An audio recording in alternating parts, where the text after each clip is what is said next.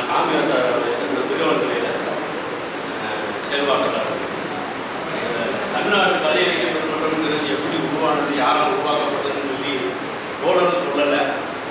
அது முதல் கலை இலக்கிய பெருமன்றம் கலை இலக்கியம் யாவும் மக்களுக்கே சொன்ன ஜீவானந்தா அவர்களால் தான் உருவாக்கம். இது அமைப்பு சார்ந்து ஒரு பெரிய இலக்கியவாதிகளால் உருவாக்கப்படும்.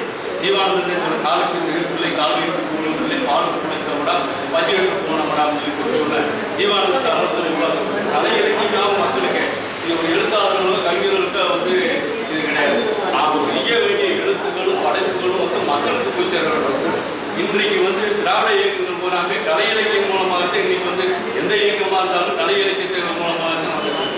அதனால நாம் படைப்பாளர்கள் மக்களுக்கான எழுத்துக்களை தான் நம்ம எழுதுகிறோம்.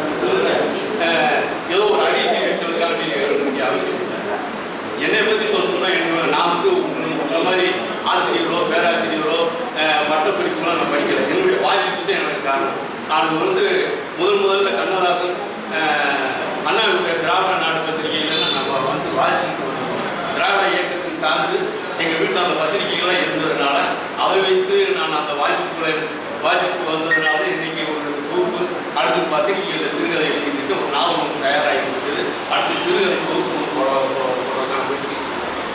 அதனால கலை இலக்கியம் எழுத்து யாருமே நான் மக்களுக்காக பயன்பட வேண்டிய சூழலில் இன்னைக்கு எழுதுது. ஆனால் இன்றைய காலகட்டத்தில் ஒரு இருண்ட சூழ்நிலையில் நம்ம இருந்துட்டு இருக்கோம். அப்போ அந்த எழுத்து யாருக்காக போகணும், எதற்காக எழுதணுங்கிறது அந்த நோக்கத்துக்காக எழுத வேண்டியதாக இருக்குது. இந்த கலை இலக்கிய பெருமன்றம் வெற்றி இலக்கிய மூலமாக இங்கே பிரிவுலத்தில் முதல் அறிமுகப்படுத்தி எங்களையெல்லாம் ஒருங்கிணைப்பதற்காக தோழர் தோழர் அவர்களுக்கும், அடுத்து வசூல்தா யாழ்த்தமி அவர்களுக்கும் மற்றும் ஆசிரியர் அவர்களுக்கும், சித்ராசிவன் அவர்களுக்கும் மற்றும் தமிழ்வந்தன் அவர்களுக்கும், பெரு பழனிசாமி அவர்களுக்கும் வணக்கங்களை வாழ்த்துக்களை தெரிவித்து